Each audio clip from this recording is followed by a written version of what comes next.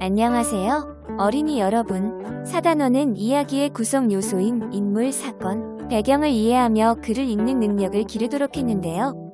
특히 사라, 버스를 타다와 젓가락 다리는 다른 문화와 삶의 가치를 편견 없이 이해하여 인종이나 민족, 성별, 종교에 따른 집단의 문화를 동등한 가치로 바라보는 태도를 내면화할 수 있도록 공부했어요.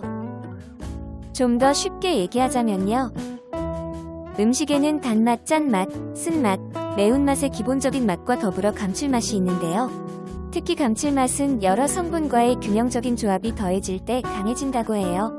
그래서 순하지만 오랫동안 지속되는 긴 맛인 감칠맛을 사람들은 극찬한답니다.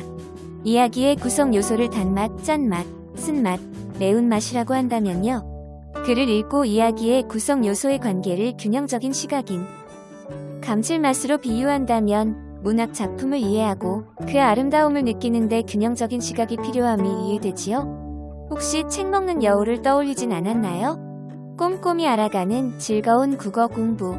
오늘 공부할 주제를 읽어볼까요? 이야기를 꾸며 책 만들기입니다.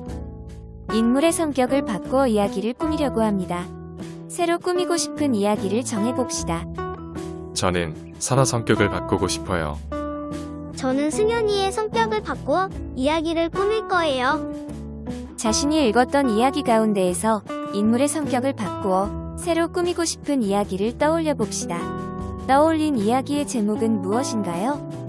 혹부리 영감 이야기에 등장하는 혹부리 영감의 성격을 착하지만 겁이 많고 소극적인 모습에서요.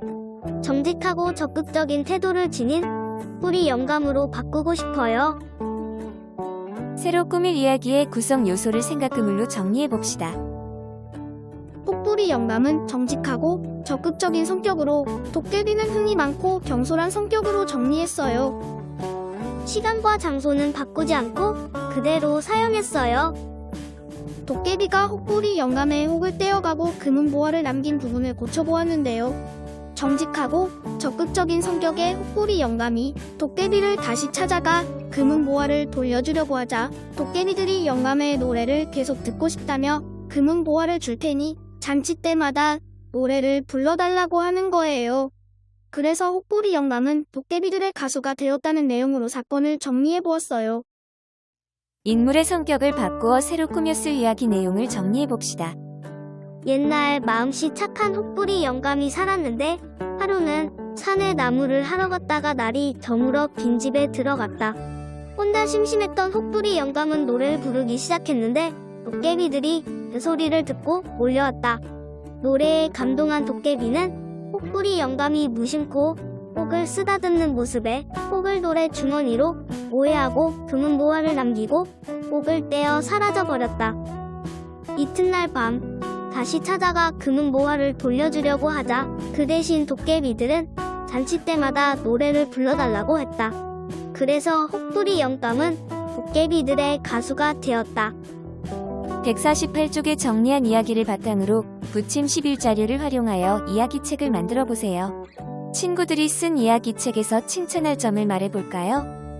안현준 친구는 사이좋게 지내요라는 표지와 함께 5쪽 분량으로 교훈을 담아 이야기를 꾸몄어요. 장서연 친구는 만화 형식으로 이야기에 어울리는 그림을 그린 다음 재미있게 구성하였어요. 희선은 삼각형 모양의 책으로 친구들의 관심을 끄는 이야기책을 만들었어요.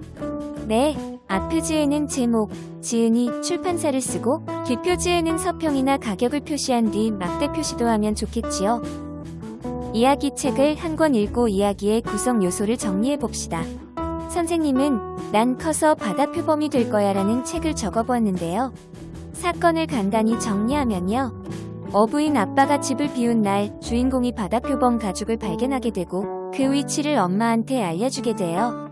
그리고 다음 날 엄마가 사라지게 되지요. 내용이 궁금한 친구들은 책을 꼭 접해보도록 하세요. 이 단원에서 배운 내용을 생활 속에서 실천해봅시다.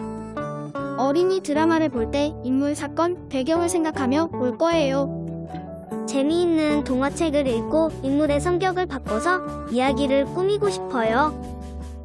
이 단원에서는 이야기를 읽어본 경험 말하기, 인물, 사건, 배경을 생각하며 이야기 읽기, 인물의 성격을 짐작하며 이야기 읽기, 사건의 흐름을 생각하며 이야기 읽기, 이야기를 꾸며 책 만들기를 공부했어요.